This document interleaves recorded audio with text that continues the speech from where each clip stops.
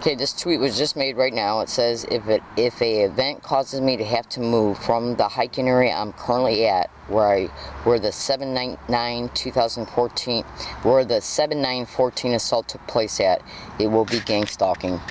TTTTT. The attached tweet that goes with it says, this includes neighbors, homeless people, police, property owner, street theaters, gang stalking, staged events, Leslie Williams, TTTTT. Now,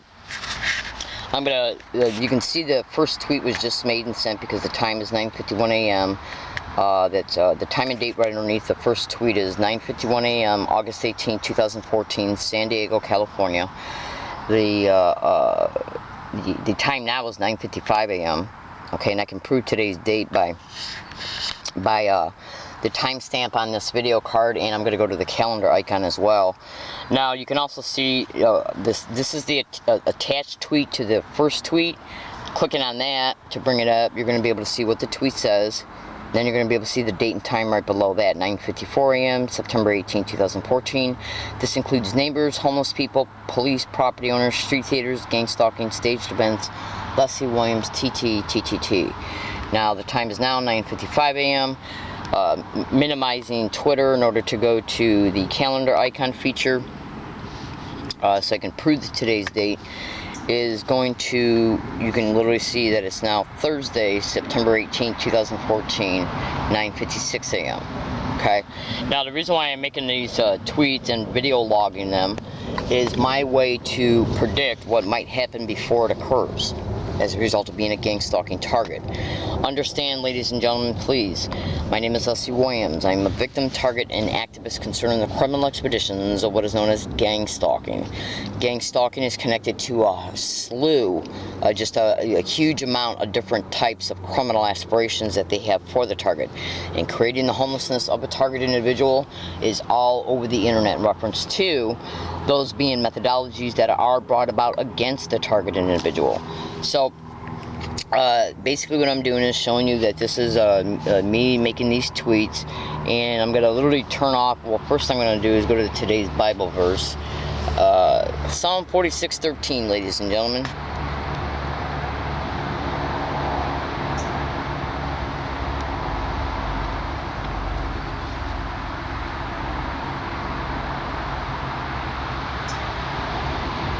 Okay, so alright, so I'm going to turn off the phone right now in order to be able to, I got to start my day, got a lot of stuff to do today, preparing to move.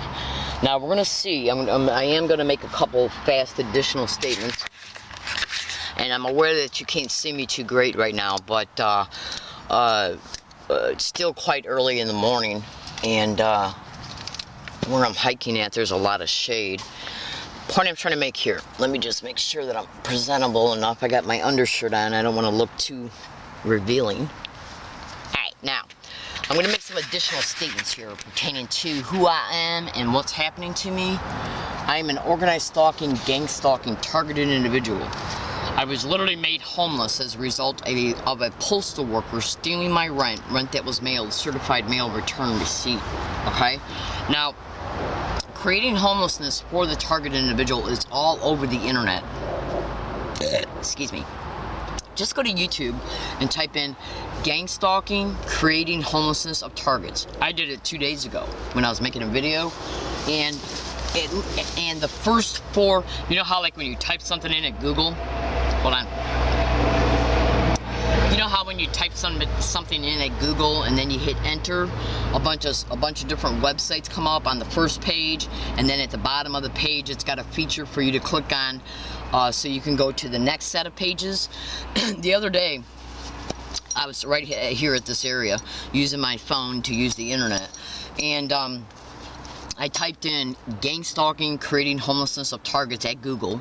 I hit enter, and 5 full pages of non-stop blogs came up concerning the factual reality that gang stalking expeditions do create the homelessness of targets. Now, when you do that, you're gonna be able to witness it yourself. Then go to Google and type in landlords and property owners in gang stalking, because they're needed, okay, when they decide to use them for this purpose to create the homelessness. They're used as well. in private, covert, cooperating relationships with the individuals who are managing the gang stalking of that particular selected target. Now, you can also go to Google and type in postal workers and gang stalking, and then in a separate search, postal workers and mail theft and mail delayment and gang stalking. Now, they literally stole my rent that was mailed certified mail return receipt back in 2010. That's right, in late, hold on, September 2010's rent was stolen. But they were playing a game with my rent every single month for 8 months in a row. Well, I'd say at least for 5 months in a row before they finally stole it. What they were basically doing was, in my last apartment, they were, every month when I got paid, because I'm Social Security disability, I'd go and get my check, and then I'd go to the post office and I'd buy a money order for my rent. I would be wearing a running recording tape recorder on me, okay?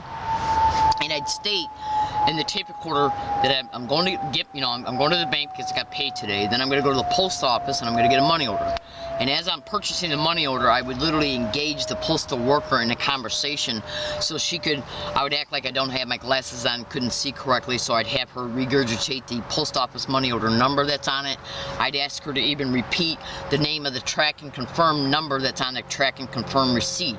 That way it could be caught on tape recorder, okay?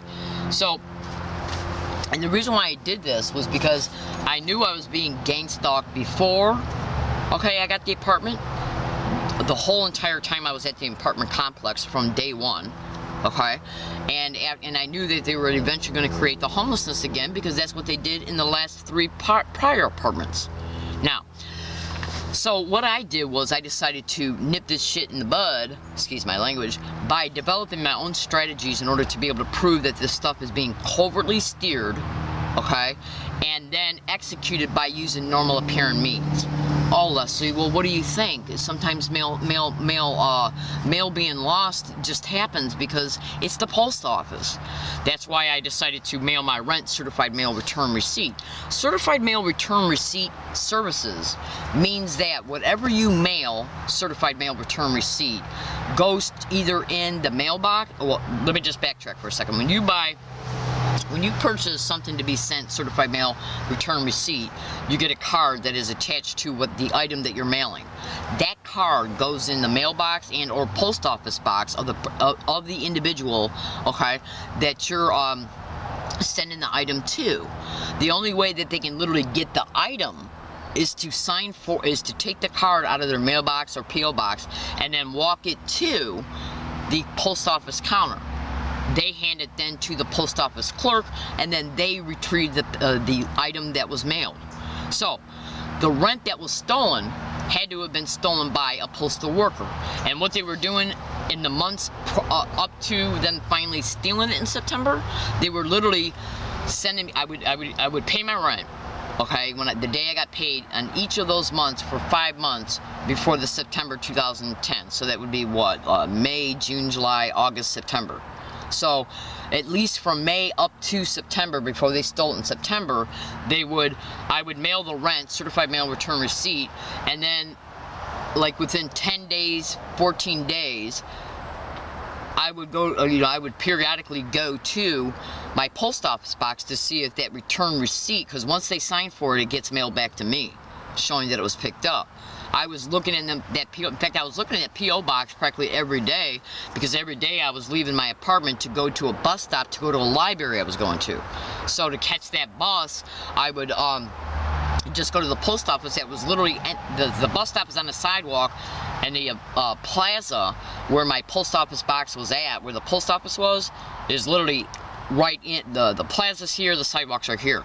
So I was literally practically looking in my P.O. box every day to try and see if that return receipt had been signed for, and then the card sent back to me, okay, concerning what was mailed. Hold on a second.